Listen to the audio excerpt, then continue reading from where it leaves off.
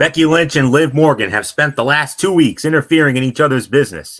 And before that, it was the man who ended Liv Morgan's quest for revenge against Rhea Ripley by defeating her inside the Elimination Chamber and dashing her hopes of a WrestleMania moment. Tonight on Raw, the two fan favorites battled in singles competition, with Becky Lynch seeking to keep momentum ahead of her showdown with Mommy in Philadelphia, and Morgan hoping to strengthen her argument for a spot on the biggest card of the year.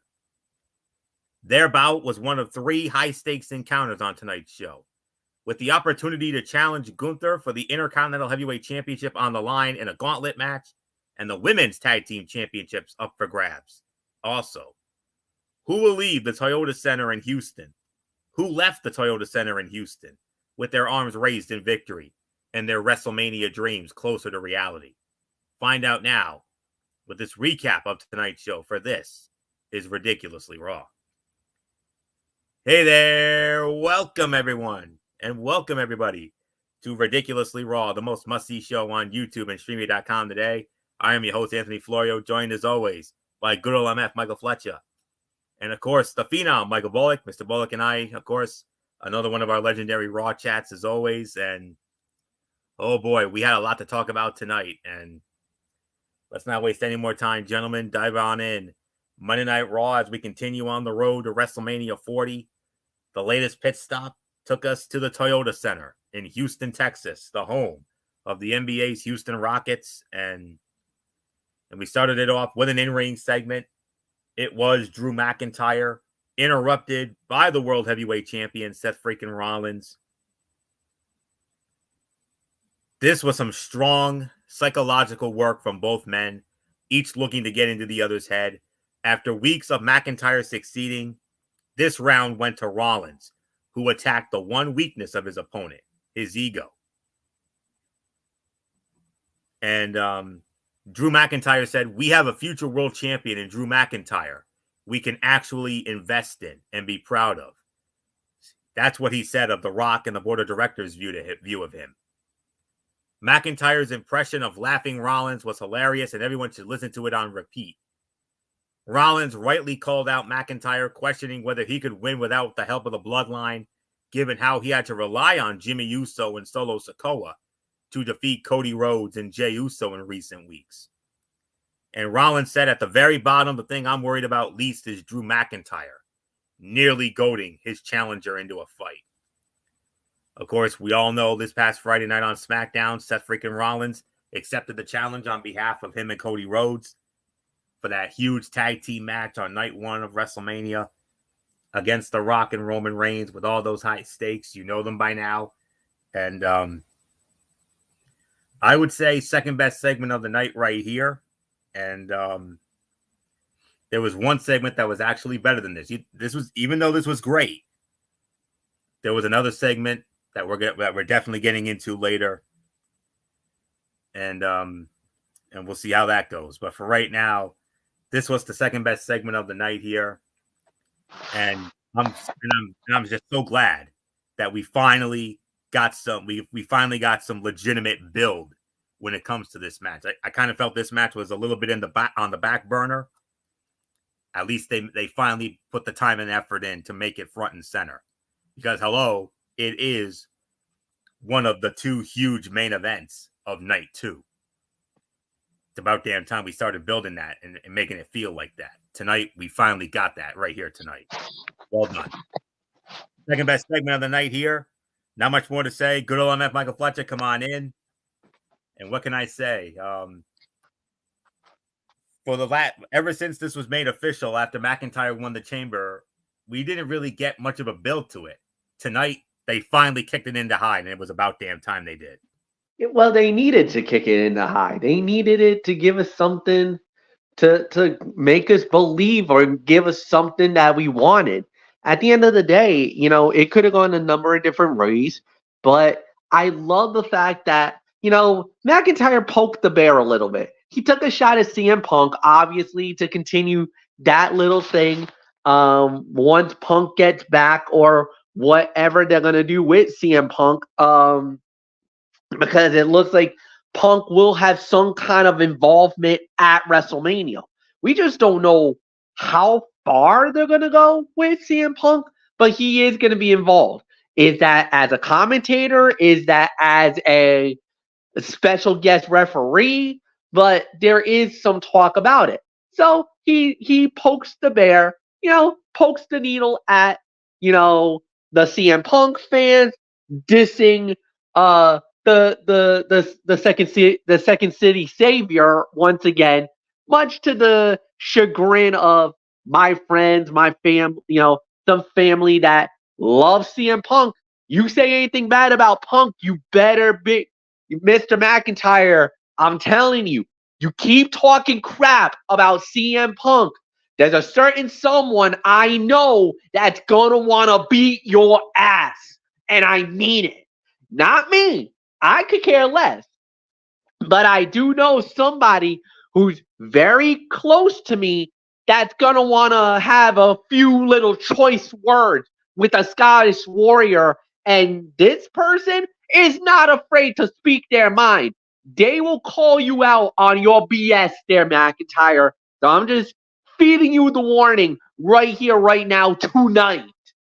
To keep running your mouth about Punk, you're gonna get your butt kicked seriously. And this is not me. Like I said, I got no horse in this race, but I do know someone that's definitely not afraid to mix it up. I'll say that. So no, this is good. Yes, McIntyre tried to get under the skin of Seth freaking Rollins. Rollins kind of fired back. This is exactly what you needed. Like you said, we needed something to whet our appetite. Because for the longest time, Rollins was worried about Cody. And with the bloodline, with Rock, with Roman. Nothing about the World Heavyweight title. Nothing about your match at WrestleMania, which is supposed to be the biggest night of your career. And we had nothing until tonight. Anthony Flair, you're absolutely right. This was the moment that we were all waiting for. Finally, we get the moment where these guys finally interact. It was amazing. Bullock, it's yours.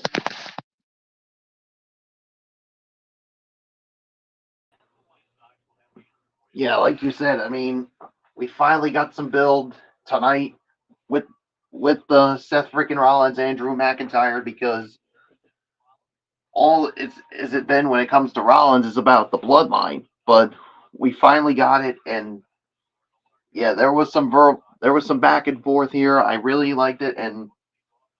And Drew tried to get under the skin of Seth Rollins. Seth Rollins tried to get under the skin of Drew McIntyre. So yeah, you're starting to see that build finally come into play here. So yeah, we're gonna have to wait and see. I mean, this is obviously a big night for Drew McIntyre. So we'll see if he can finish it off at WrestleMania. So there's really nothing more to say. Second best segment of the night. Let's move on, Florio. And yes, and like MF mentioned, the big wild card in all of this, 2 weeks from tonight on Monday Night Raw in Chicago, the return of CM Punk. And business is damn sure going to pick up when we get to Chicago in 2 weeks for the penultimate Monday Night Raw before WrestleMania 40. First match of the night as we get into the in-ring action. What a way to start it off here. The man, Becky Lynch, squaring off against Liv Morgan. Winner of the match in 15 and a half minutes. That's 15 minutes and 30 seconds. It was the man, Becky Lynch. She wins it with the manhandle slam. There was some extracurricular activity later in the show. In a backstage moment, Becky and Liv actually shook hands. But then Nia Jax showed up. And Nia took out Liv, and then she went after Becky, saying, "We're not done yet, Becky. I'm not finished with you yet." So much so to the point that next Monday night on Raw in Raleigh, North Carolina, Becky Lynch versus Nia Jax, last woman standing match. Now, I know before I give it to MF, I'll be honest with you, Bullock and I were, we were getting these iffy feelings about, oh God, Liv Morgan and Nia Jax rearing their ugly heads into this. And ruining the one-on-one, the dream match with Becky and Rhea. Well, I don't think we have to worry about Liv anymore. Becky defeating Liv tonight, I think that pretty much eliminates any chance of Liv Morgan being added to this thing. But we have one more huge obstacle to clear, and that is next Monday night when Becky Lynch squares off against Nia Jax in that last woman standing match. So not much more to add on to that. So MF, come on in. Becky Lynch defeating Liv Morgan, 15 minutes and 30 seconds. Liv's out of the picture, but Becky still has one massive roadblock ahead of her in WrestleMania, and that is Nia, last woman standing at NC State next week. Yeah, but the thing is that now it's starting to come together. You know, the one thing that we were afraid of was Liv going to get involved? Was she going to be a factor into it? This basically knocks her out. She's now out of the picture. She won't be involved in the women's title fight, and that's exactly what we've been wanting. We've been wanting it to be Rhea versus Becky, 1-on-1 for the title. One down, one to go. All Becky has to do is just beat Nia Jax next week, and we're just free and clear all the way to the end. This was a good matchup. 3 stars to 3.25. You can even make an argument for 3.5 if you want to. I'm not going to be too mad. At the end of the day, the right person went over. Becky deserves the moment. Becky deserves the shot at the gold. She won the chamber. She has essentially put herself in line for that title shot. And the big thing is now is that will she get to the finish line? Will she win it all and become the champion again? I think this is going to be a bigger debate going into WrestleMania more than anything else, because there's so much popularity with Rhea Ripley. There's so much love for Mommy. You know, we're right now in an era where Rhea's the it girl. Becky Lynch was the vocal point, was the one for a number of years, starting at 35 when she won the title. Now the question becomes, does she still have that magic 5 years later, where Rhea, the iron is hot. She is the face of the WWE women's division right now. Do you go back to Becky Lynch, or does Rhea Ripley cement her place as the female wrestler of today, as the future of WWE, by successfully defending the title, by literally getting the torch passed from Becky Lynch to Rhea Ripley? Does she cement her legacy? Does she become immortalized at WrestleMania? Because we thought she was going to get that moment years ago when she went up against Charlotte Flair. She lost the first time, got the moment back 1 year ago when she won the title from Charlotte Flair at SoFi 1 year later.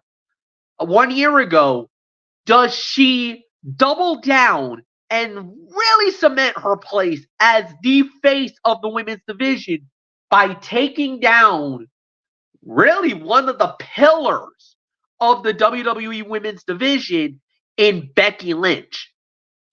We'll wait and find out, but I love Becky's momentum. And, you cannot just say, oh, Becky's not going to win.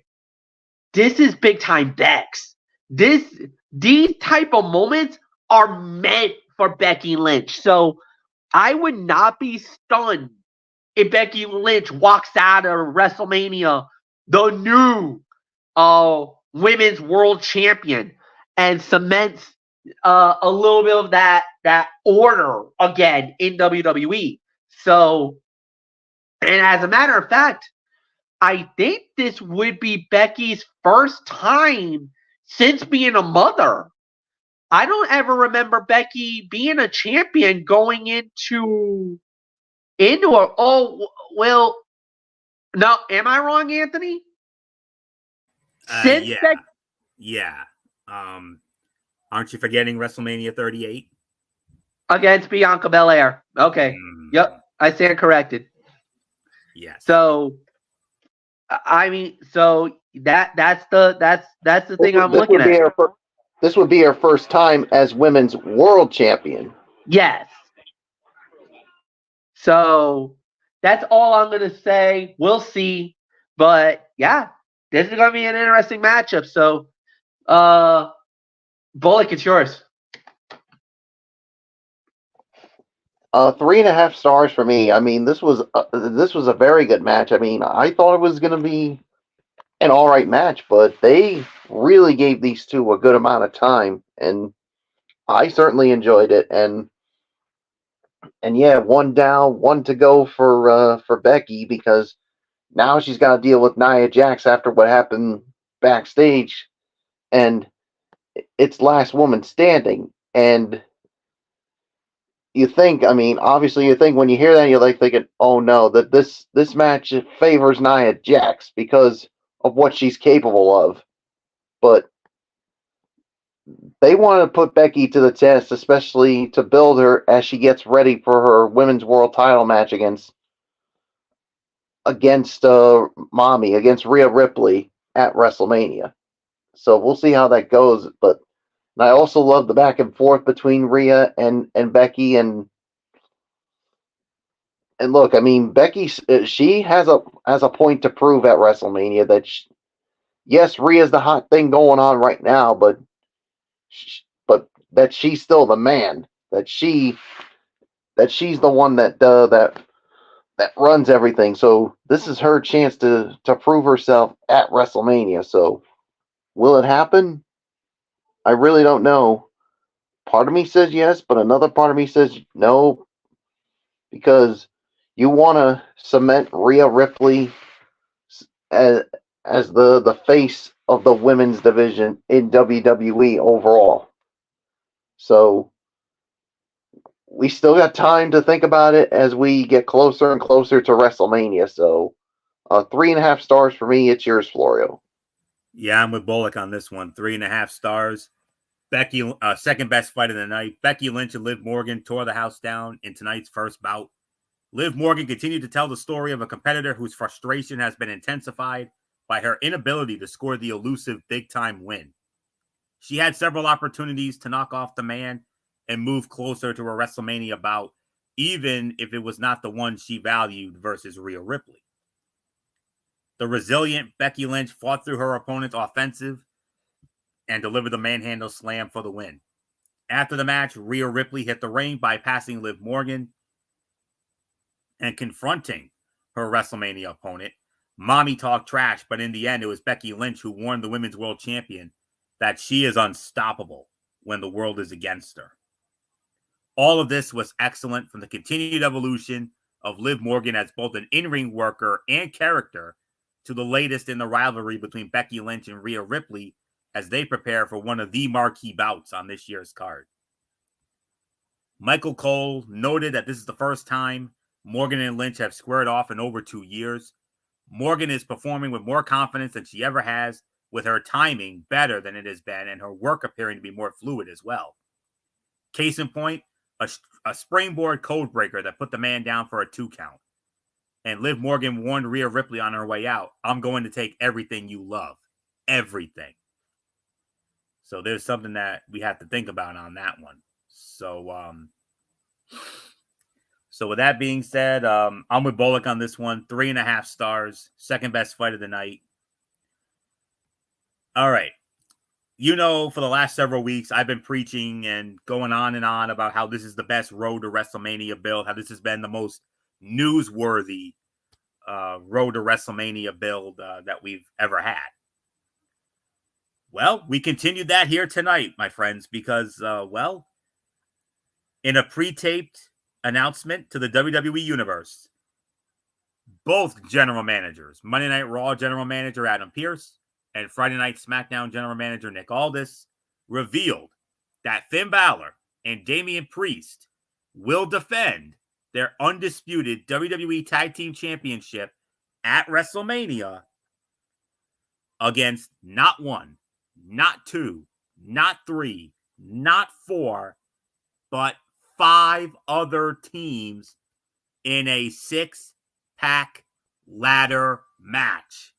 That's right, you heard it. 6-pack ladder match. Contending teams will have the opportunity to earn a spot in the match beginning Friday night on SmackDown.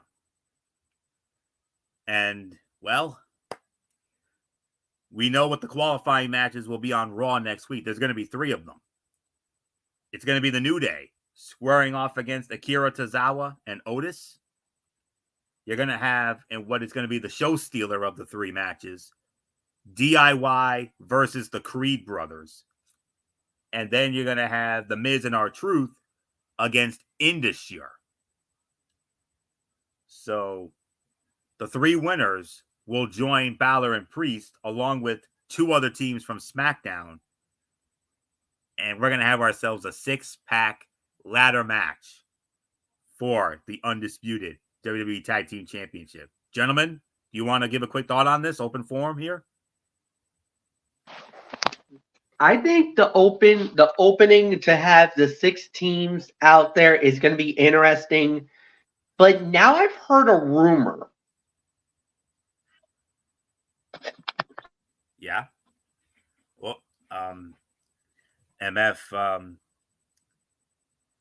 I don't know if he's having an audio difficulty or anything, but while we wait for MF to get situated, what do you think about this 6-pack ladder match for the undisputed tag team titles at WrestleMania? Oh boy, chaos.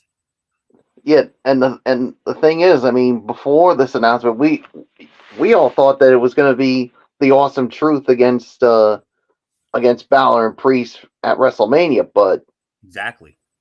But what's the one thing, Florio, that we love here on our shows? What's the one thing that we love? A little something that we like to call unpredictability. Exactly, and this was unpredictable. I mean, I couldn't have envisioned, and yeah, a 6-pack ladder match for the undisputed tag team titles. I love it, and triangle ladder match. It's going to be TLC or triangle ladder match times 2. Yes, and like you said, we're going to start finding out. I mean, especially Friday night, and then of course you got the 3 matches that you just mentioned for next week's Raw. So everything's starting to come into play here when it comes to the tag team title picture for WrestleMania. So, and with this being a ladder match, you know it brings a lot of memories when it comes to WrestleMania. So TLC. Yeah, TLC. And of course, the triangle ladder match. And don't forget most recent. But the one ladder match, Florio, that sticks out to all of us when it comes to WrestleMania 10, Shawn Michaels, Razor Ramon for the Intercontinental Championship. So that's true. We'll see what happens. I mean, we're gonna find out the teams. So yeah, I like it. So Fletch, if you're all situated, what was it about? What were you about to say? That was the rumor before you got cut off for some reason. Well, the thing I was gonna say was that in this ladder match, as you guys know, both belts are going to be on the line. Yep.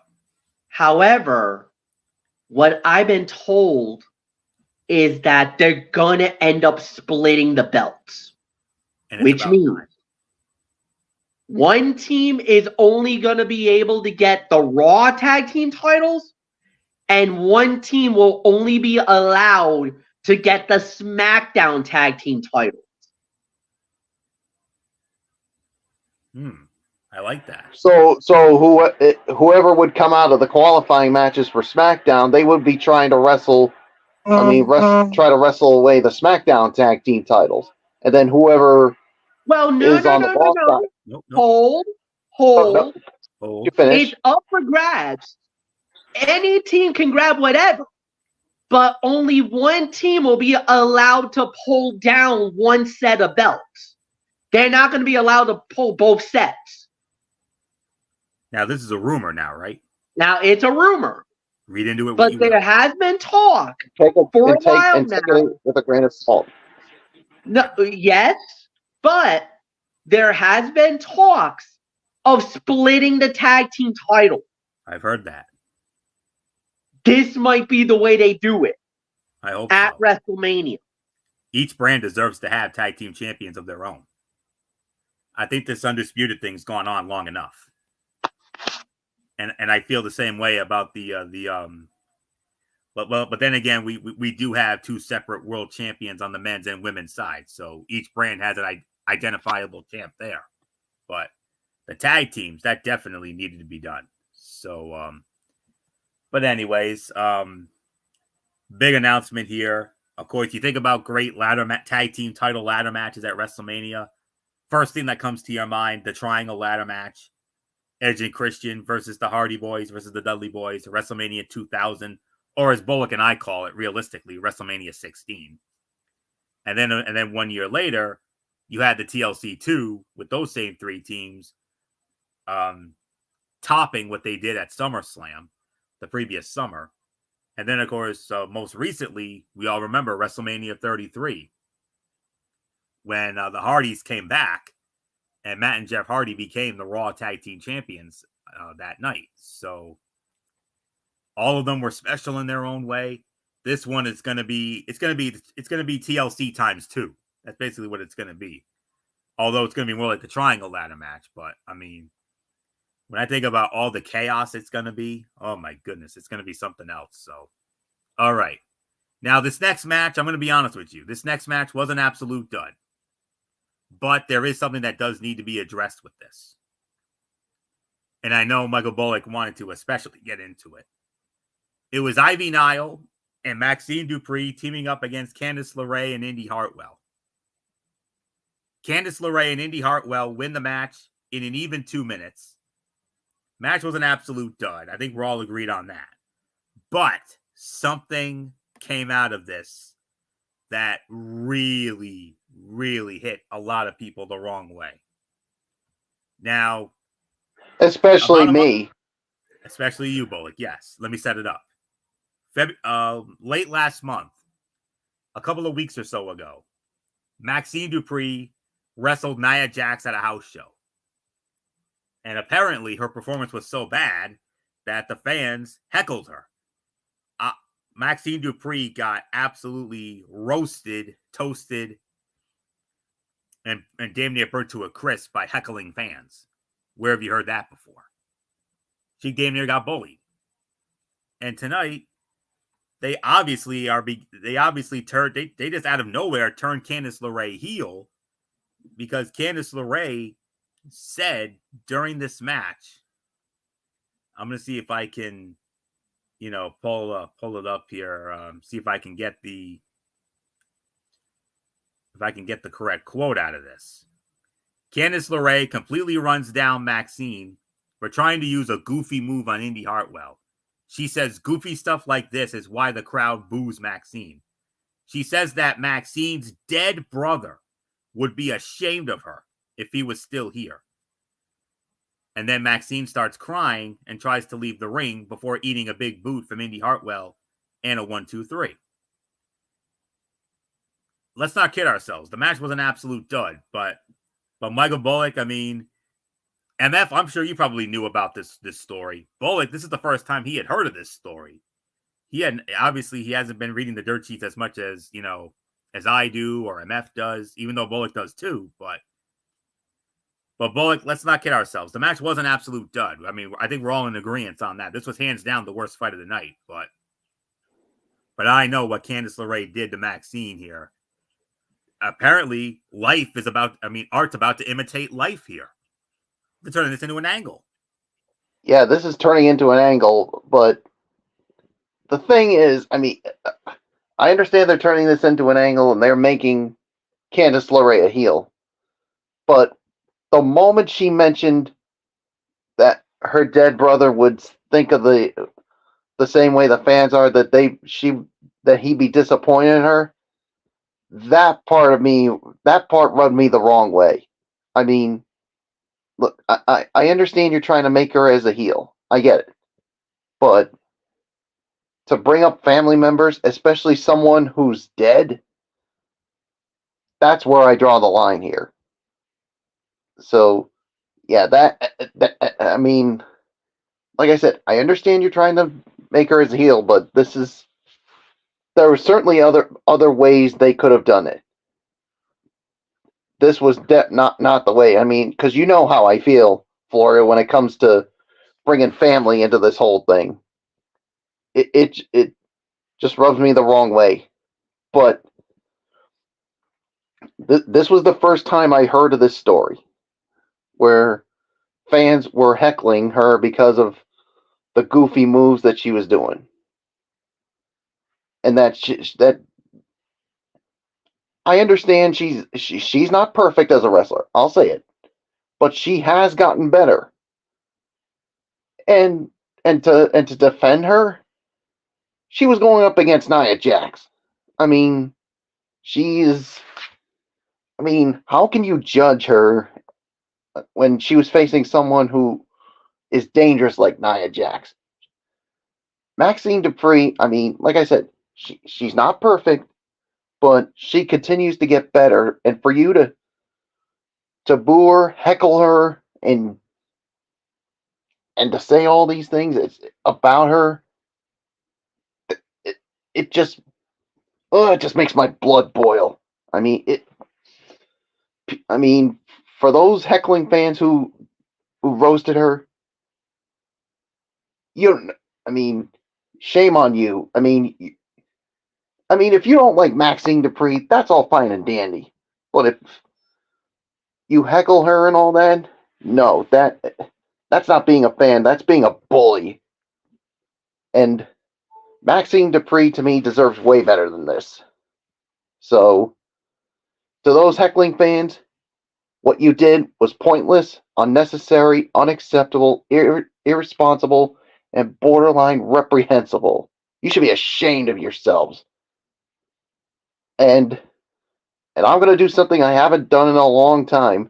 To those heckling fans, in the immortal words of Ren and Stimpy, you idiots!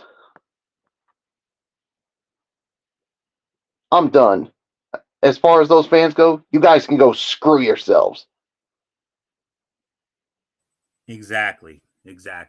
I'll tell you what. If yes, Bullock, you're absolutely right. I mean, it rubs me the wrong way as well. You know me. You guys know how much I love Maxine Dupree.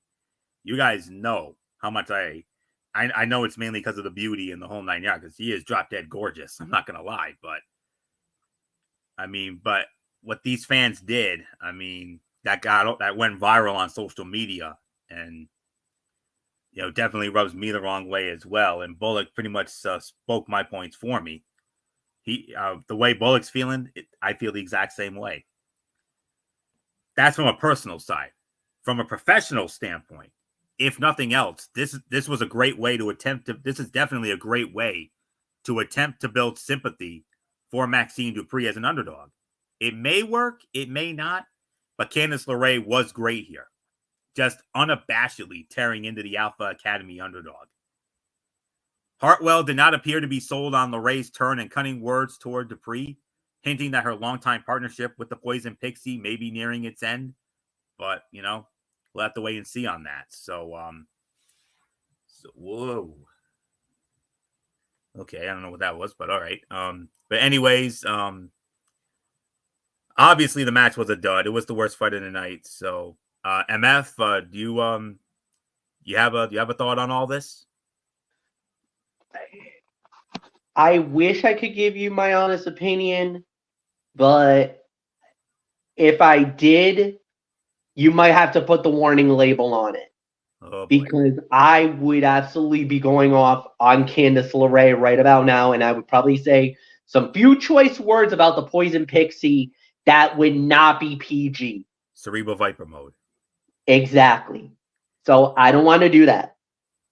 Fair enough. What she did was, I don't care if she got the blessing from Maxine to say those words or if that was from creative.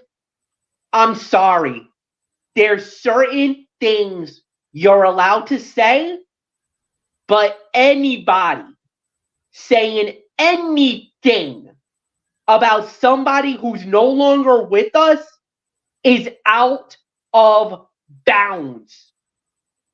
And for anybody to allow that to happen on live TV is absolutely, I can't even put into words the anger I have right now. Amen. We're all and that's the thing. What I say and do and whatnot, that's one thing.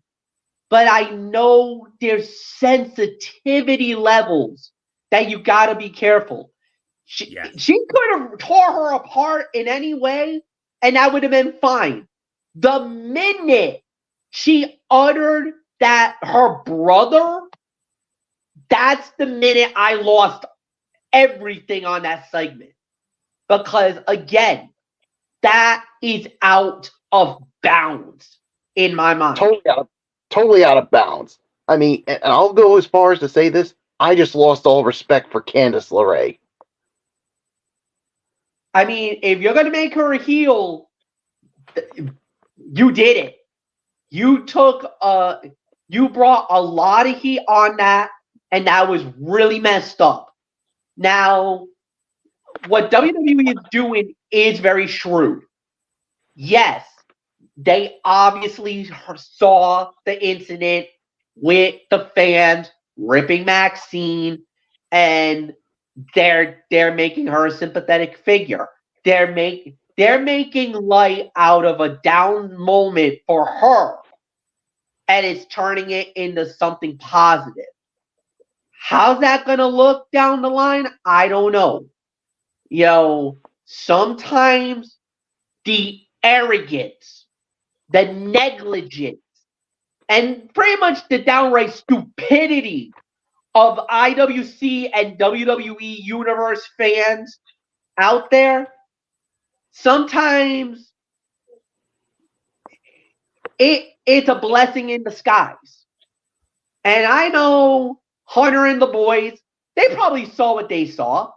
And they're probably a little annoyed with the fans because, you know, you don't know what these guys go through.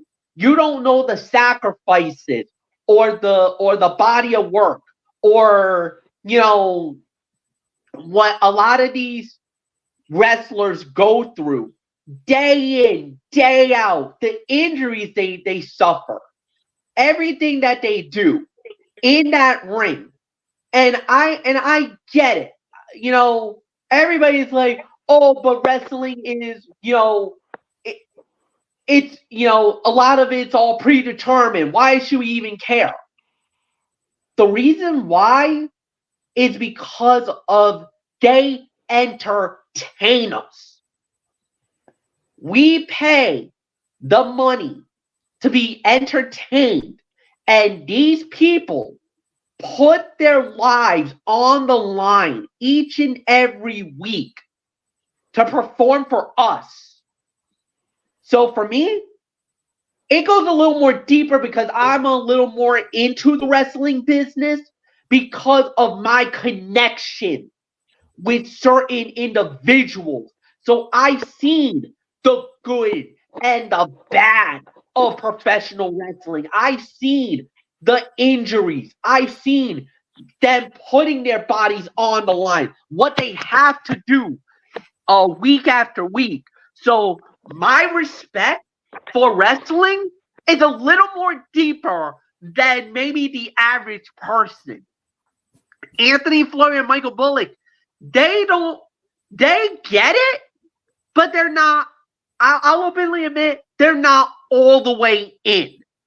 I am all the way in. I've been through that velvet rope. I've seen things that maybe as a fan I'm not allowed to see, but I'm grateful enough to the company and to the wrestling industry that let me get into that velvet rope, that let me unfurl that curtain, that maybe certain things that I got to see that wasn't supposed to be seen, I got firsthand, witnessed it with my own eyes. So my level for respect for these superstars is a little more deeper than that. So And the thing is, Fletch. I mean, these wrestlers, no matter how good or how bad they are, they work hard. They train hard to be the wrestlers that they are. I mean, it's a work in progress. It's a work in progress. Now, is everything going to be perfect? Is everything going to be rosy? Absolutely not. There's going to be some moments where somebody's going to look green. And I know you get the "you can't wrestle" chance. I get that. All right, fine. Look, you're entitled to your own opinions, ladies and gentlemen. We're not going to bash you for having an opinion. Hey, this is America, folks. First Amendment rights. You can say whatever the hell you want to say. Be my guest. But you also got to respect them. You got to respect the craft. You got to respect the industry and the company, because that's the main thing. You can say whatever you want, but don't take it across a line that makes this person question everything they've done up to this point, because that's exactly what happened to poor Maxine Dupree at that house show. That's the thing. I mean, she worked hard. I mean, she's been getting better she's been getting better as a wrestler, and for those fans to heckle her like that, it's I just can't accept that. I can't. No. You're not only disrespecting her, but you're disrespecting every wrestler, male or female, that puts their blood, their sweat, and their tears to work hard, to train hard, to get their way into this business. And leave their families 300 plus days a year to do so. Yeah. Exactly. And that's why they're trapped in that ring. Yeah. And the thing is that a lot of the times, you even admitted it, Florio, you said it, 300 nights a year.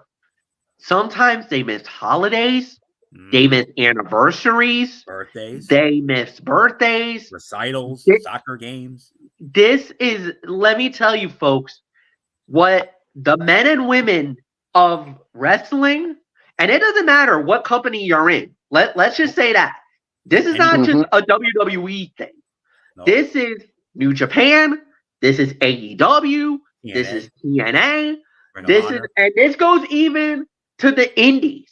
This goes to like Beyond Wrestling, Mexico. This goes to RWA. This goes to all those companies that I've been fortunate enough to be associated with, that I've gotten to see. Proving Ground, which was a company that originally was Project Zero Wrestling. Like I said, I know people. I know the connections I have with the company. And that's why I'm eternally grateful for the connections and the people that I've gotten to be associated with the friendships I've made in not just RWA, Project Zero, or Proving Ground. That's the company that's now there. They are people that I have the utmost respect. So, look, when Candace said what she said, it was, I get it. but it felt personal. That was a personal attack. That was no. I can't allow that. That's one thing that just never should have been said. Was out of bounds. It was out of bounds. Crossed the line. It did. It crossed a major line. There are certain lines. Never should have happened. A saying of yours, and MF saying that MF takes very seriously and has emphasized on our show many of times over the last 12 years or so. There are certain lines we all take it very seriously. There are certain lines you just don't cross. MF, you've said that more than anybody. And I'll even go as far as to say it. And Florio, I'm sorry to do this on your channel, but what Candace did, making this personal and mentioning her dead brother, was complete and utter bullshit. Agreed. It was messed up, and I get it. I get if you're trying to turn her heel. I get if you're trying to give her the heat and everything else. That's fine. They could have went at it a different way. If you're gonna break her down, that's fine. You don't need to make it personal. You don't need to add that little extra oomph.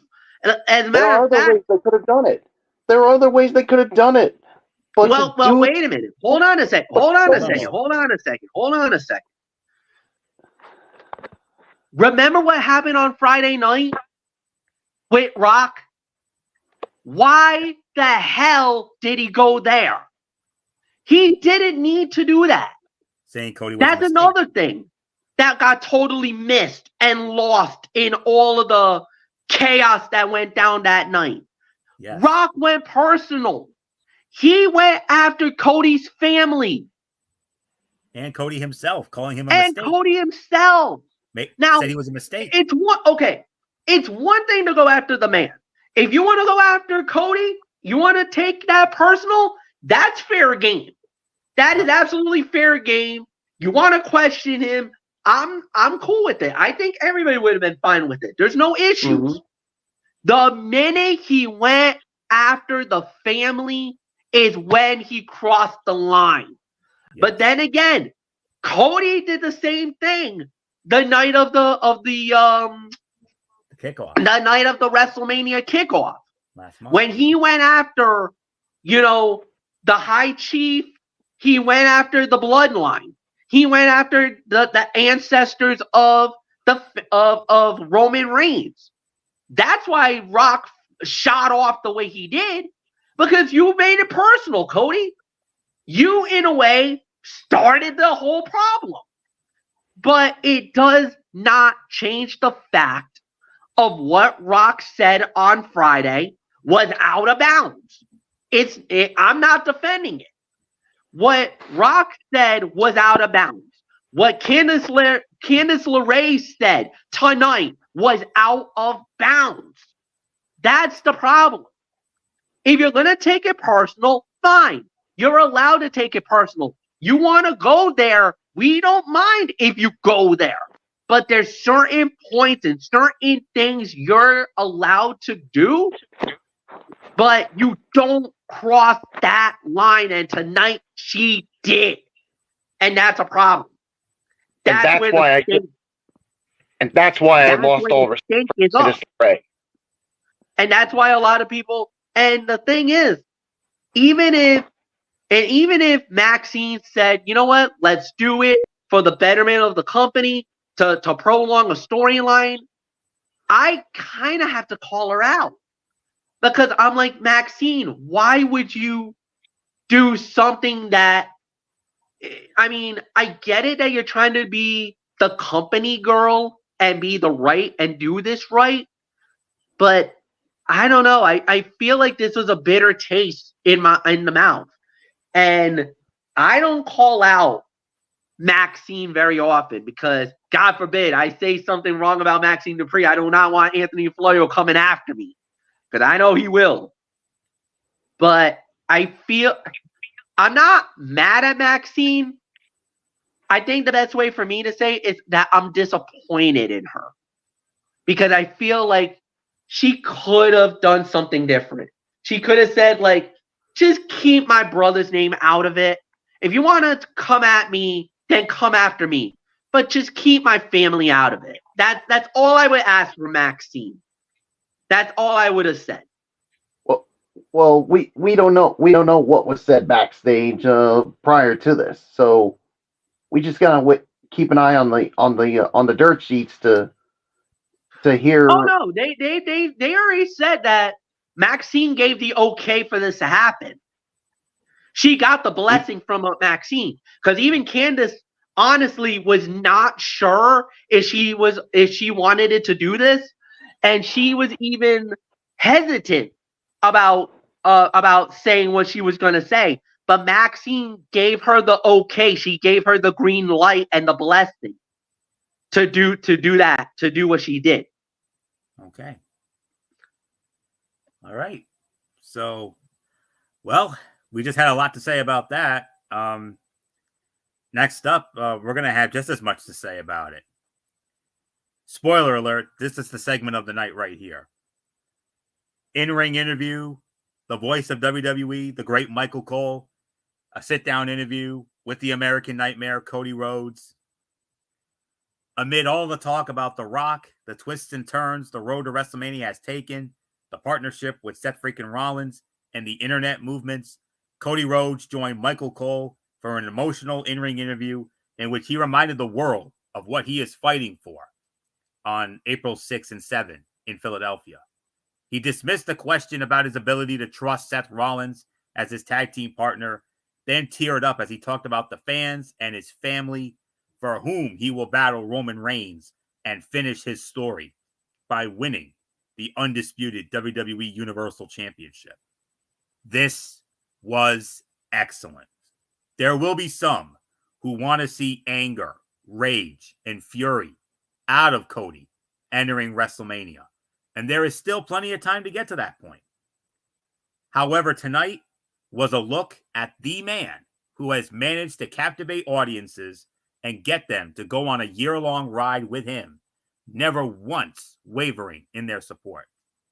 He is real and relatable, and that has endeared him to the people, and that was on full display here tonight. Cody said, if Rock is my boss, I'm not sure that he is, but if he is, it feels great to slap your boss. Michael Cole finally brings up the elephant in the room. How can Cody Rhodes trust Seth freaking Rollins? He said people change. Bringing up Michael Cole's heel commentary run, his smashing of the throne in AEW, his working relationship with Triple H, and his partnership with former Bloodline enemy main event Jey Uso. He also said, this story is about all of you who have followed me to the absolute ends. And I'm going to tell you right now, this next highlight, this next observation got to me personally. And I mean that in an emotional way. Cody choked up and said, I can't hand it to Dusty Rhodes, but I sure as hell can hand it to Michelle Rubio, his mother. Oh my God, that got me right there, man. And then he finished it off by saying, Michael Cole, you get to say at WrestleMania 40, Cody Rhodes finished the story. After this, how in the bluest of blue hells can you not root for this guy now? As if we didn't need any more reason to root for this guy. This damn near puts it over the top. It does. I relate to him. You know the story on my end. Almost 2 years ago. You know what happened. And I feel the exact same way. If I was Cody, I would have felt the exact same way. I may not be able to give the big belt to my dad, but I sure as hell would give it to my mom. No doubt about it.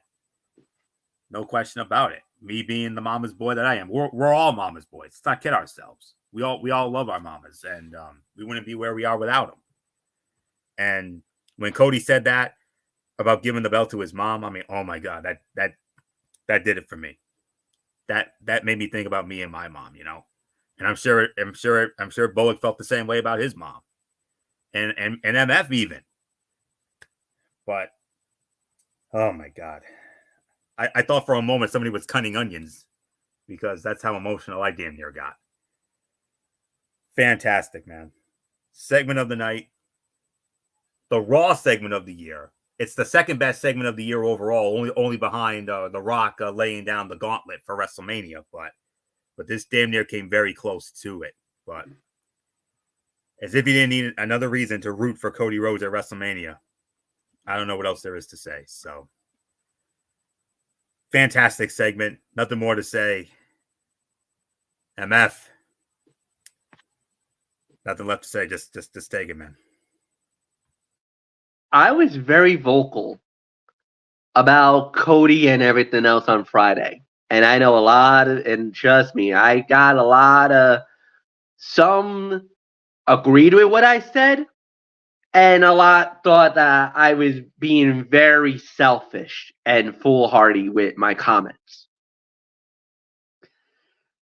After tonight, I think everybody feels the same way, is that, Cody definitely tugged on the heartstrings, that really he humanized himself in a way that not many can do.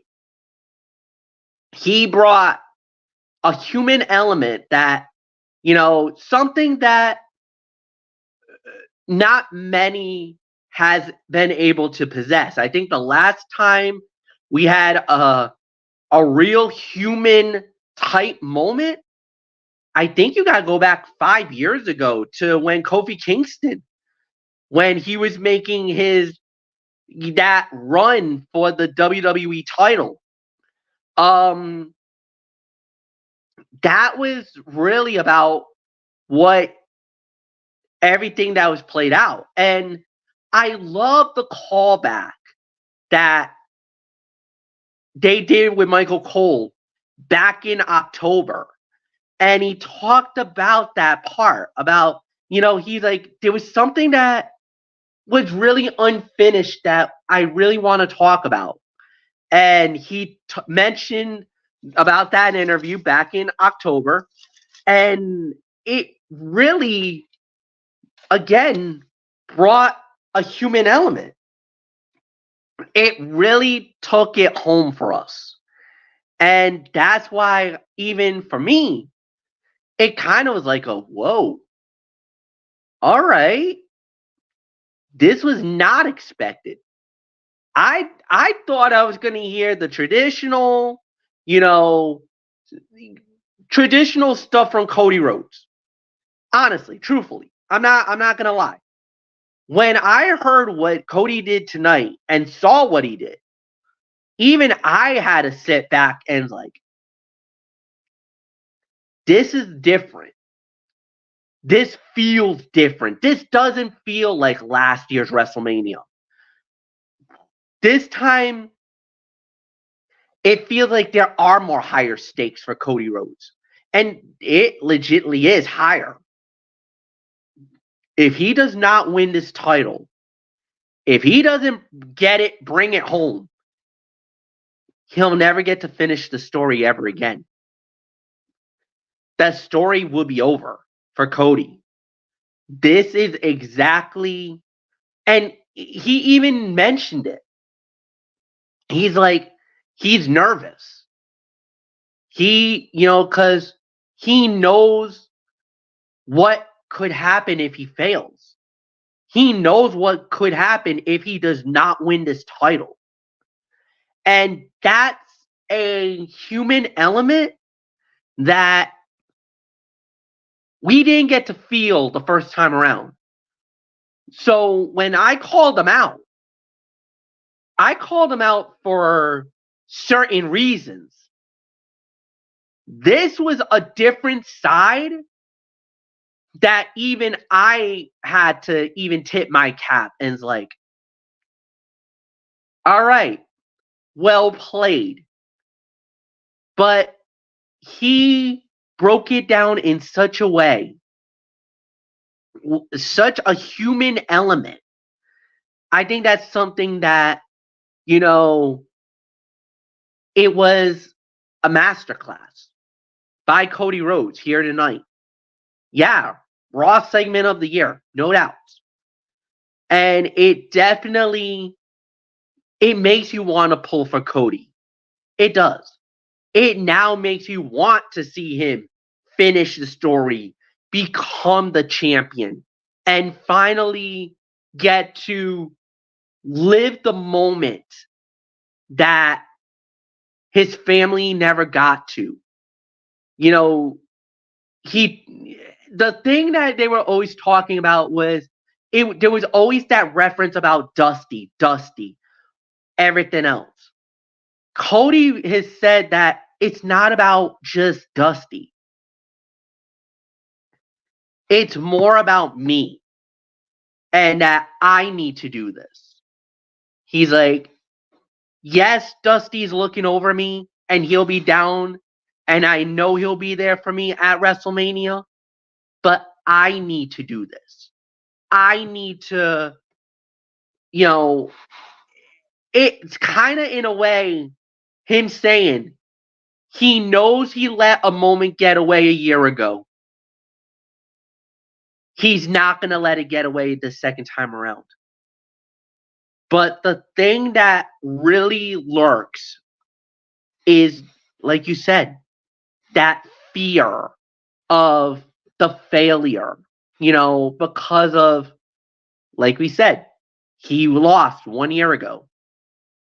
And I know that is still in his mind. It's fresh in his mind. It's fresh in all our minds. How Cody had the title won. And then the bloodline came in. Solo cost Cody the undisputed WWE Universal title. This time around, you're possibly going to have to deal with Rock. You're going to have to deal with Solo. You're going to have to deal with Jimmy. And then God knows what. Because like if everything goes the way we think it's going to go, the second fight is going to be Bloodline rules. Which means anything goes. You know, this could be interference galore. However, this also could be a double-edged sword. What Rock doesn't realize is that if you make it bloodline rules, no DQ, anybody can get involved. Don't you realize that also could bring out the bloodline enemies? Guys who have been screwed over by the bloodline to interfere as well? I don't think Rock thought this through very smartly. So what you're saying is, Fletch, The Rock may have opened up Pandora's box with what he said. Oh, hell yeah. His ego and his whatever made him to be, pardon my language, an effing numbskull.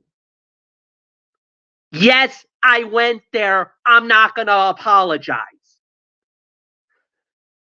Rock might have made the biggest mistake in his career. And that might be exactly what Cody might need to win the title. Now, if Rock fixes that loophole and is like, oh no, bloodline only, then Cody's got a problem. Then he's going to have to really, really, really fight for it. But if it's bloodline rules, like I said, as long as Rock doesn't close that loophole, the floodgates can open. Anybody can get involved. And it doesn't necessarily have to be loyal to the bloodline.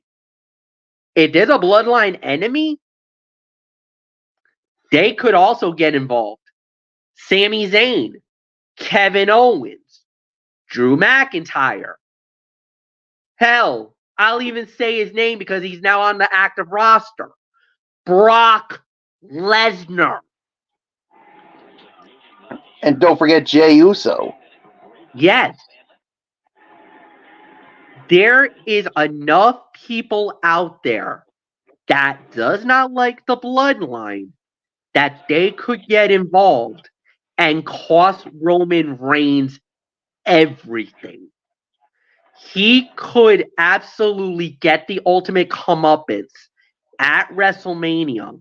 And more importantly, we could be looking at a new WWE champion in Cody Rhodes. Cody could finish the story. He could.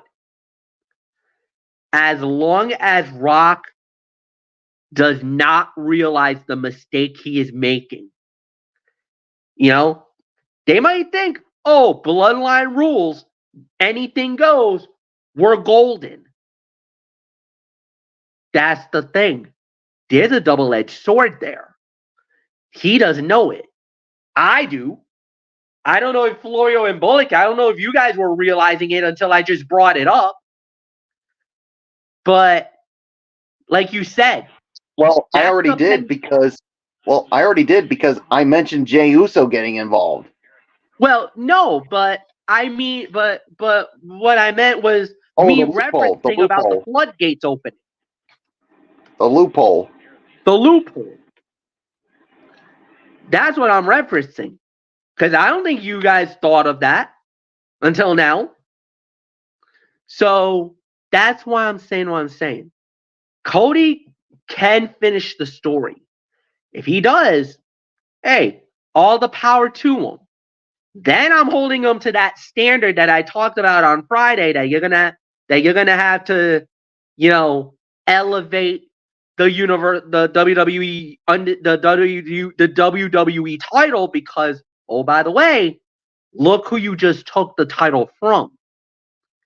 That's when now the expectation gets elevated. That's when everything starts rising for Cody. Getting to the moment, we're all for you, man. We want you. Once you get the belt, that's when then you gotta, that's when everybody's gonna start looking at you with a tighter microscope. And let me tell you, whenever you're a champion in any organization, and especially with that belt, the WWE Championship, there's a lightning rod on you that you need to represent. My personal opinion alone is different from Anthony's and from Michael Bullock's. I get that. I'm not going to argue it. I hold, let's just say I hold the WWE title with a lot of standard, with a very high bar. Maybe that's why that I said what I said. And that's why a lot of people, and I'll openly admit, a good amount of people actually agreed with what I said. That normally when you're the world champion, you need to be at a higher bar than any other champion in that company. That's why I hold a high bar on Samoa Joe, because he's the AEW champion. That's why I hold such a high bar for the New Japan World Champion right now. That's why I hold such a high bar for El Hijo de Vecino for being the AAA Mega Campeón. I hold these bars very high because whenever you're the world champion, that's why I want to see more than the average champion or the average person. So, did that get me in trouble? Oh, you goddamn right that got me into some nuclear heat from even my own fellow panelists. They kind of felt like I was being unreasonable and unfair, which, they're entitled to their opinion.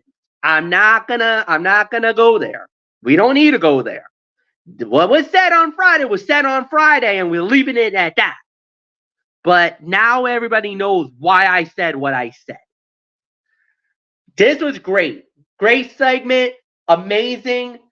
I felt realness. I felt emotion. I felt a man who not only was fighting for a title, but fighting for his career and his actual livelihood. That's something that I don't think we even thought about until tonight. And Cody brought it out on all of us. You know, he humanized himself and did an incredible job of persuading that to the masses. And that's why he's getting universal praise from everybody in social media here tonight. Michael Bullock, it is yours. Yeah, you could just see the emotion coming out of Cody Rhodes when that's what really made this segment really what it was. And he's not only doing this for himself, he's doing this for his entire family. And he said he was nervous of possibly failing because like The Rock said, if he doesn't finish the story, it's over. He doesn't get another shot. So this, and after this promo, it does make you want to pull for Cody Rhodes more. So there's really nothing more to say. I mean, everybody said what they said on it, so let's just move on. All right, and move on we will. Just got to see where we are here. Let's see, what was after that? All right. I believe next was the battle for the women's tag team championships. The Kabuki Warriors defending against Shayna Baszler and Zoe Stark. Winners of the match, 10 minutes and 20 seconds, and still the women's tag team champions, Asuka and Kairi Sane, the Kabuki Warriors, Dakota Kai, the difference maker. MF, your thoughts? Kabuki Warriors winning in 10-20. They're still the women's tag champs. Yeah, and you even said it. It was because of that ending. It could have been better. It could have been a little more stronger, but you know, it was still a fine match. About two and a half to 2 3/4 of a star. It was a fine matchup, to say the very least. And yeah, there's really nothing more to add. So, Anthony, Michael Bullock is yours. Yeah, 2.5 stars for me. I mean, I could have given it 3, but the little bit of interference from Dakota Kai, like you said, she was the difference maker here. So, yeah, there's really nothing more to say. 2.5 for me. It's yours, Florio. Damage Control continued to roll on this road to WrestleMania 40 tonight as Dakota Kai interfered at just the right time, further establishing herself as the brains of the group, assisting Asuka and Kairi in successfully defending the women's tag team titles against Shayna Baszler and Zoe Stark. Match was quite good, with Baszler and Zane showcasing the chemistry that once made their feud one of the hottest in NXT. Zoe Stark showed out also, further establishing herself as one of the unsung stars of the women's division. It made sense for Damage Control to pick up the win, given the high-stakes match Io Sky has with Bayley at WrestleMania for the WWE Women's Championship. But one would be hard-pressed to find anyone who would not want to see these two teams run it back sometime after Mania. Michael Cole reminded the audience that Stark was a former NXT Tag Team Champion. Her partner, the current WWE Women's Champion, Io Sky. Asuka is so smooth in the ring. The way she escaped the Z360, maneuvered around Stark, and delivered a picture-perfect German suplex was the stuff of greatness. Baszler and Zane renewed their rivalry, calling back to spots in previous bouts, including a counter of the Karafuda clutch. And Dakota Kai, as the real leader of the Damage Control, has been a great twist on the story. Solid 3 stars for me. Then we had R-Truth going up against... well, actually, hold on. Michael Bullock, let's get your thoughts. Asuka and Kairi Sane successfully defend the women's tag team titles. 10 minutes, 20 seconds. I already did talk about it. Oh, that's right. I'm sorry. Yep. Okay. All right. Move on to Damian Priest squaring off against R-Truth. And Damian Priest wins the match in an even 8 minutes. Bullock, I do believe this actually does go to you. So Damian Priest defeating R-Truth in 8 minutes. And then, of course, we got a little sample of what that 6-pack ladder match is going to look like at WrestleMania with the post-match. Yeah, we did get a little taste of what we could expect in that 6-pack ladder match. So I'll give this about maybe 2.25, teetering on 2.5. So There's really nothing more for me to say. It's yours, Florio. Yeah, 2.5. No question about it. This was harmless fun and continued to position DIY as one of the biggest threats to the tag titles and ensured the Truth Judgment Day war was far from over. Priest blasted Truth before the bell with a cheap shot, taking an early upper hand. Truth's commitment to his quote-unquote childhood hero shtick and the reaction it receives from fans proves how effective John Cena's trademark stuff really was. A Judgment Day beatdown put an exclamation point on the segment, heating the heels up as they prepared to be the centerpieces of this massive ladder match. 2.5, 2 3/4. MF, quick thought.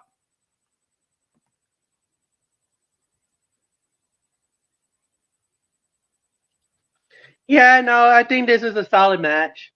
I'll say about 2.5. So Anthony, back to you. All right, and then we had another in-ring segment. Jey Uso issuing the challenge.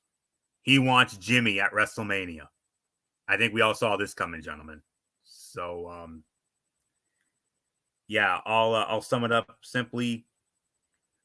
It was the right response to what we have seen in recent weeks, where Jimmy has repeatedly cost his brother high-profile wins, seemingly unwilling to allow him to achieve success without him by his side. And we have seen sibling rivalries on the WrestleMania stage before, with Bret Hart and Owen Hart tearing the house down from the opening match spot at WrestleMania 10, and Matt and Jeff Hardy with their Extreme Rules match at WrestleMania 25. Which of the two matches this encounter more closely resembles remains to be seen, but it should be one of the more emotionally fueled matches of the card. You know that's going to get made official. And so not much more to say there. And then it was announced that next Monday night on Raw, of course, we have those tag team qualifying matches. New Day versus Alpha Academy, DIY versus the Creeds, and Awesome Truth against Indusure. And we also have Becky Lynch and Nia Jax in the last woman standing match. They also announced CM Punk will be in Chicago in 2 weeks.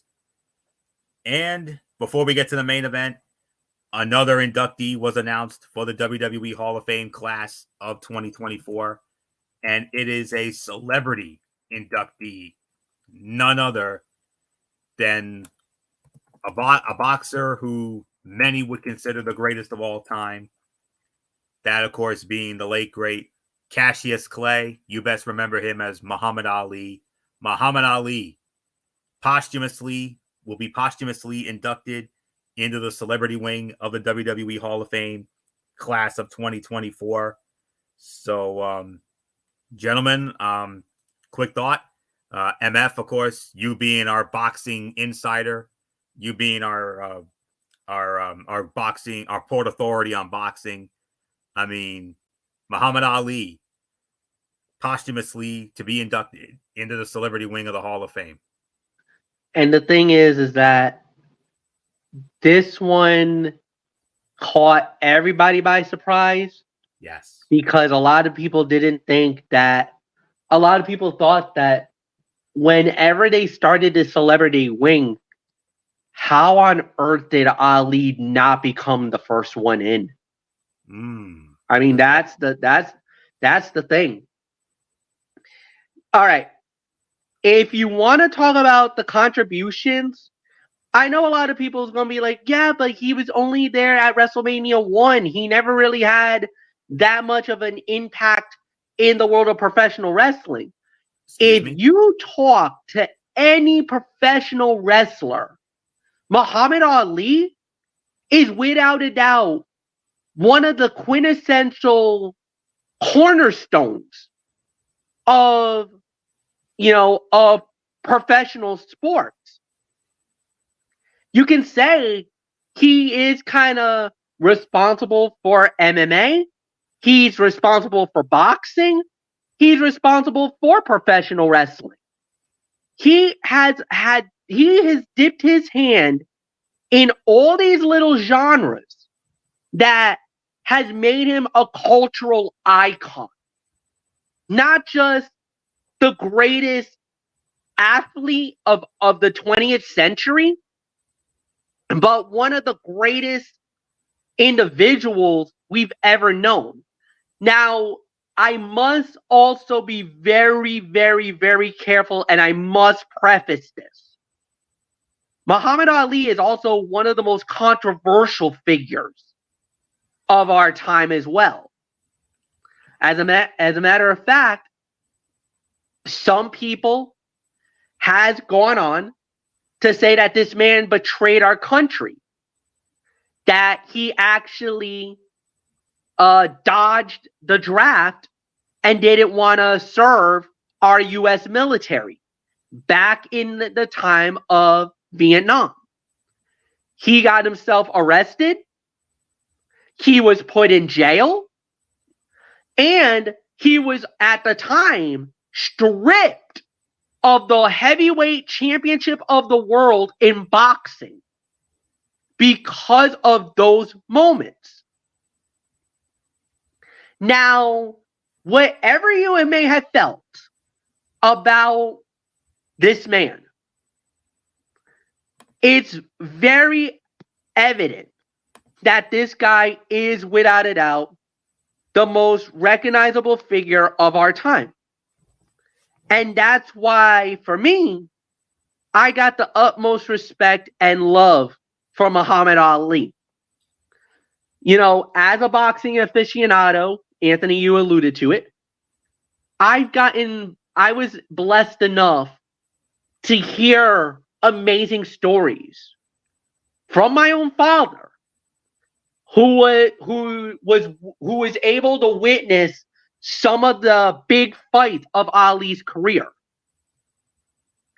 The fight against Joe Frazier in Madison Square Garden, to the Thrilla in Manila, to the Rumble in the Jungle.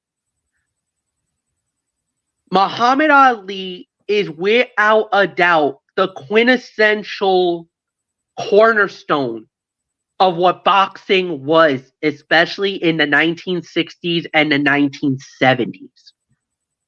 There was, whenever you had a mega fight, and this was pre-pay-per-view days, you had to watch this either in closed circuit TV, or if you were fortunate enough to have a television, you were actually able to watch this on like ABC or CBS, because they actually showed the fight live.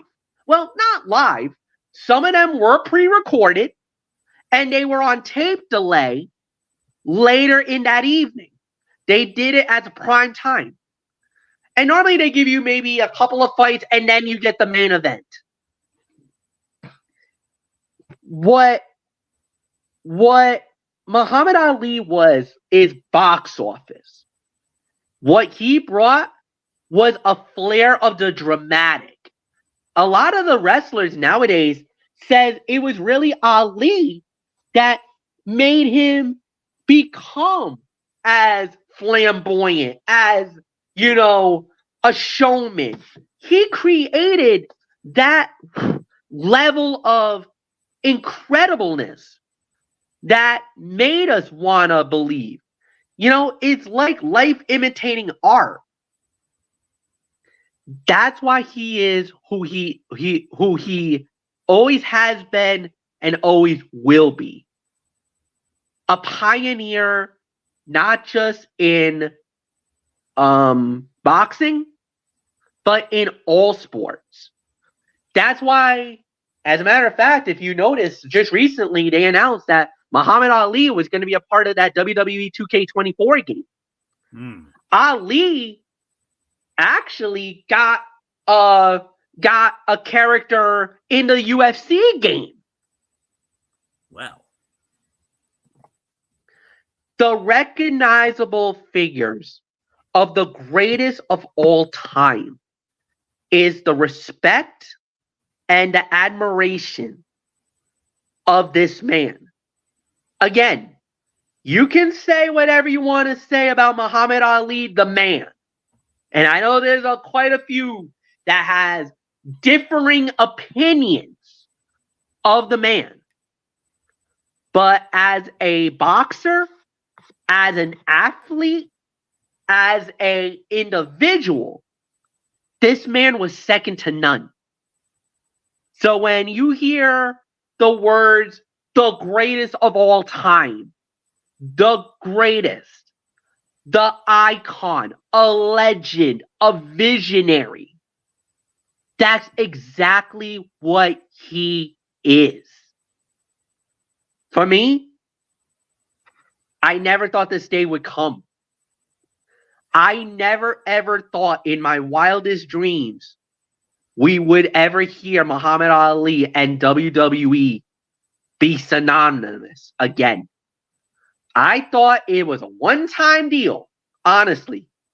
I thought we were going to see him once we saw him at WrestleMania 1. I never thought we would ever see this connection again. But lo and behold, it did. Multi-time world heavyweight champion, undisputed world boxing champion. At the time, there was only 2 belts that was out there, the WBC and the WBA. There was no other belts. IBF never came into existence until, I want to say, the late 70s, and the WBO never came into existence until at least the 1980s. And by then, Ali was already out of the business. The one thing that really hurt us is that Ali stayed in the ring a little too long. The beatings that he suffered, the injuries that he suffered in the boxing ring, as many of you guys know, led to his Parkinson's disease. And that's why that moment really kind of brought it to a tragic part of his life. To see the man, you know, in the way that he was, especially towards the end of his life, for many people, it was hard to watch. But I'll honestly say, probably one of the most heartwarming moments, and one moment that, hell, I'll admit it, brought a tear to my eye, was the 1996 Summer Olympic Games in Atlanta. Oh, yes. The opening ceremonies, when he got to lit the cauldron. But it wasn't just that. It was also the final day of the competition. Day number 15. It was a basketball final. It was the dream team for the United States, and they were going for the gold. And during that halftime of that championship game, at the Georgia Dome in Atlanta, in front of 35,000 fans, Ali came out to a thunderous roar. Now, many people didn't know what was going on. What happened was, and this is a story, that his gold medal that he won, I think it was 1972, which was the Montreal Games. His gold medal got misplaced. It was lost. Nobody knows where that medal went. So what they did was the president of the IOC says, you know what? We are going to give you a brand new medal. The same gold medal that you won in 72. And we're going to present it to you on the court at the Georgia Dome. He got that medal.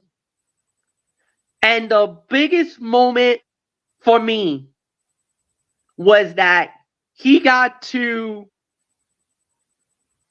share that moment again with all those fans.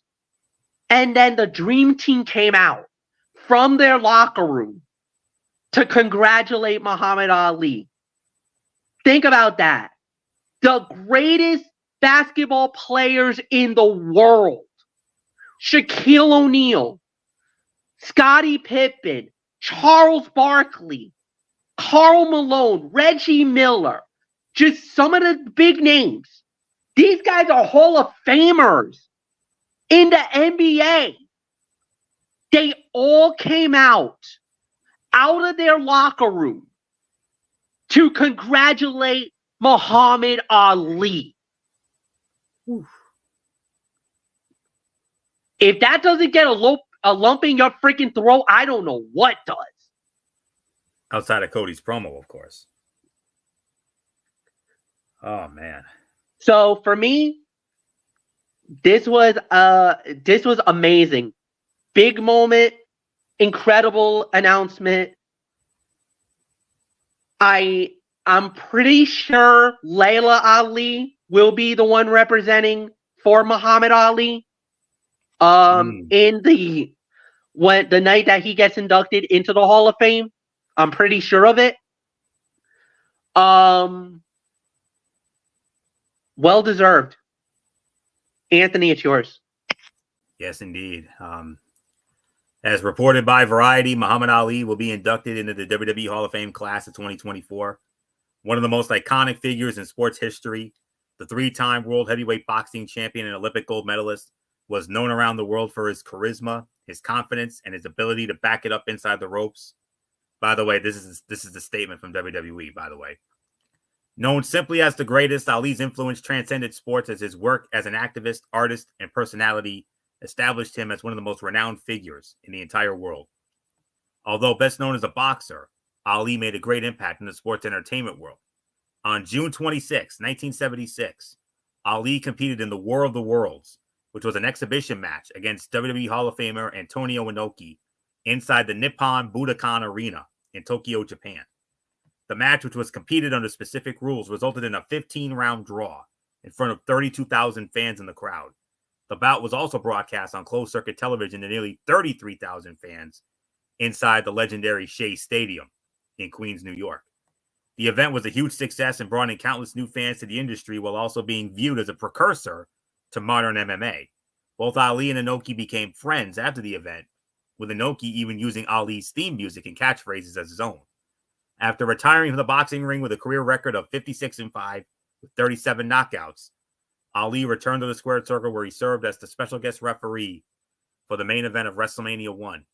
During the main event between Hulk Hogan and Mr. T versus Roddy Piper and Mr. Wonderful Paul Orndorff, Ali was the outside referee. Pat Patterson was the inside referee. Ali's defining moment in the match came when he punched Roddy Piper with his signature right hand, a move that restored order to the bout.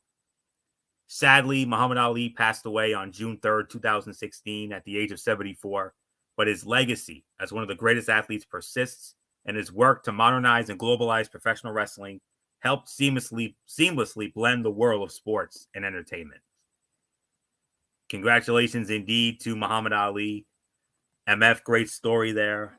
And that's definitely going to be an emotional moment come April the 5th when he takes his rightful place. And I would not at all be surprised if it was Layla Ali who accepts the induction. I would not at all be surprised if they did that. Main event of the evening. This was the big match, the gauntlet, to determine who will challenge Gunther for the Intercontinental Heavyweight Championship at WrestleMania 40. The participants, in no particular order: Ricochet, JD McDonough, Chad Gable, Sami Zayn, Shinsuke Nakamura, and Big Bronson Reed. Let's break it down. It started, the first two were Ricochet and JD McDonough. Ricochet won the match in roughly an even 12 minutes. Next out was Big Bronson Reed. Unfortunately, this match only lasted 2 minutes and 5 seconds. Bronson Reed advances. Time of the fall so far was 14 minutes, 5 seconds. Sami Zayn comes out next. And then in 7 minutes, in 7 minutes and 5 seconds, Sami Zayn defeating Bronson Reed. Time of the fall at that point was 21:10. Shinsuke Nakamura out next. 7 minutes and 20 seconds time of this fall, Sami Zayn defeats Shinsuke Nakamura, 28.5 minutes. And then it was down to Sami Zayn versus Chad Gable for the finals spot. And the winner of the match in a total time of, well, this particular fall lasted 13 minutes. 13 minutes. And I think it was an even 13 minutes. Yes, it was an even 13 minutes. And in a total time of roughly 41.5 minutes, the winner of the gauntlet and advancing to face Gunther for the Intercontinental Heavyweight Championship at WrestleMania 40, Sami Zayn. Sami Zayn wins the match. Sami gets the opportunity. He will challenge Gunther for the Intercontinental Heavyweight Championship at WrestleMania 40. Sami Zayn outlasted 5 other men in a high-stakes gauntlet match to cash his ticket to WrestleMania and the opportunity to dethrone Gunther as Intercontinental Heavyweight Champion. The underdog from the underground knocked off Chad Gable, Shinsuke Nakamura, Big Bronson Reed, Ricochet, and JD McDonough to earn the shot, doing so with a body racked with pain after enduring 3 grueling contests within the bout. There will be some who argue that this was Gable's match to win, that he should be the guy to dethrone Gunther. And while that argument is valid, Sami had an equally as emotional storyline heading into the show as someone desperate to prove he can be a champion. Regardless of whether it was Zayn or Gable, either outcome promised a potential show stealer in Philadelphia with the Reign General. Zayn, as the underdog, forced to fight back against the oppressive power, aggression, and fury of Gunther, will provide fans in the city of brotherly love with a modern take on the Rocky Balboa, Ivan Drago story from Rocky IV, an easy narrative to invest in. Ricochet exploded back into the bout with a springboard moonsault to McDonough, followed by a Northern Lights suplex and a brainbuster. This was a great display of raw power from the one and only. The high-flying babyface did a fantastic job to this point of selling the midsection, which was central to the story he told. The layout of the bout is exceptional.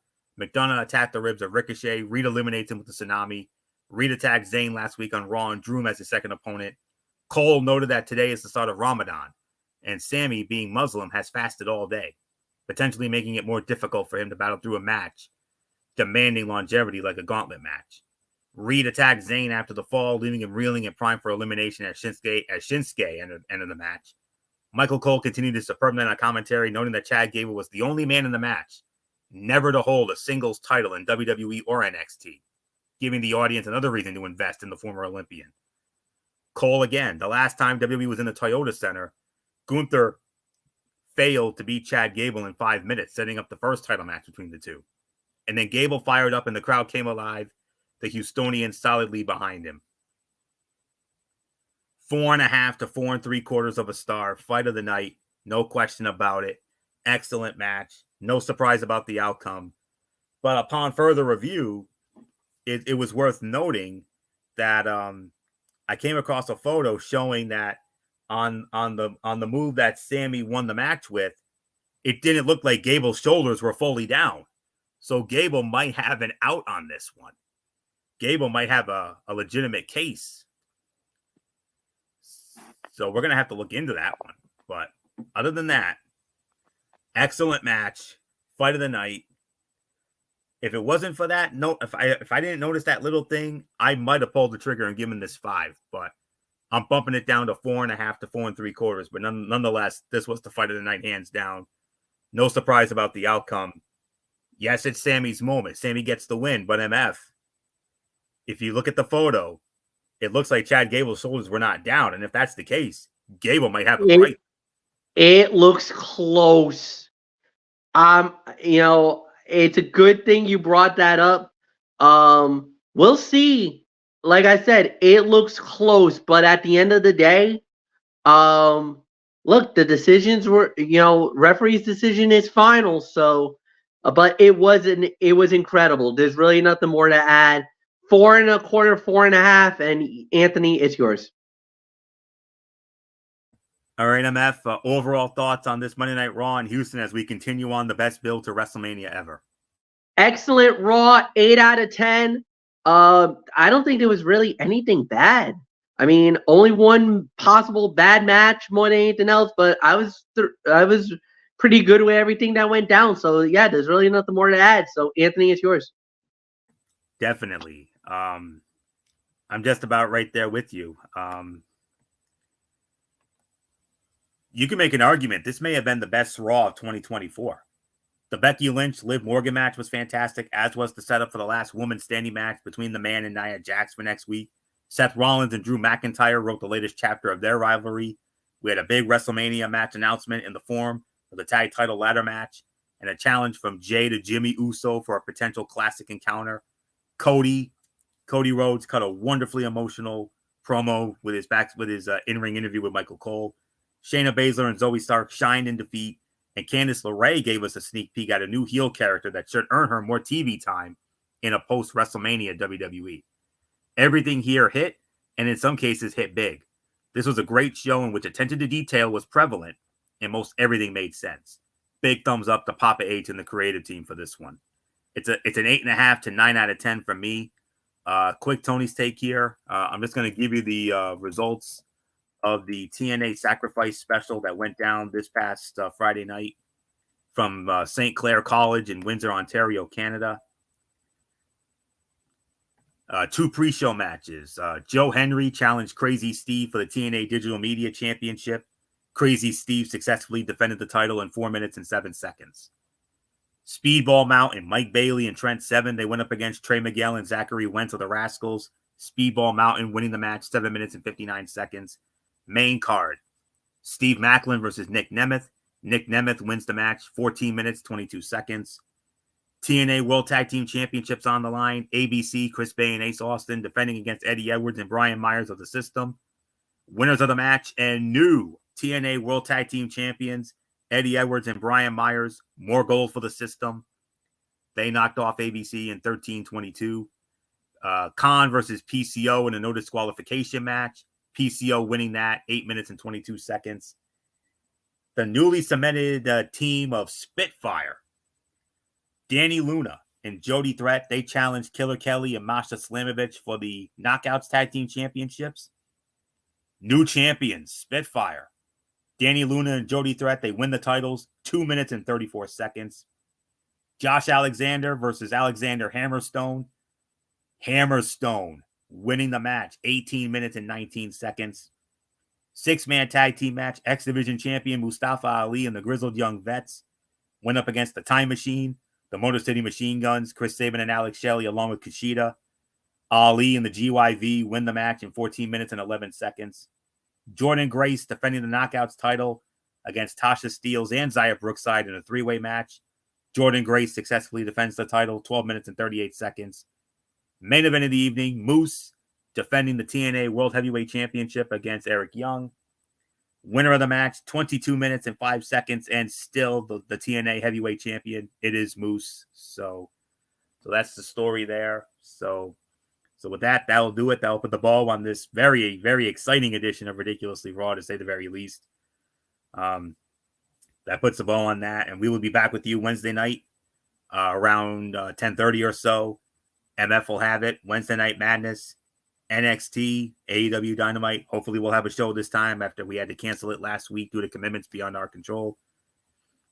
And then on Friday, special show, a crossover between Talking Wrestling TXN and TXN Sports World. A little more TXN Sports World than Talking Wrestling TXN. We will review Friday Night SmackDown. We're also going to get into NFL free agency. NFL free agency, oh my goodness, did you see all the moves that were made today? Unreal. We're going to break down all those big notable moves, give some thoughts about it. And then in the main event, we will preview the conference tournaments, the power conference tournaments in college basketball. This is championship week.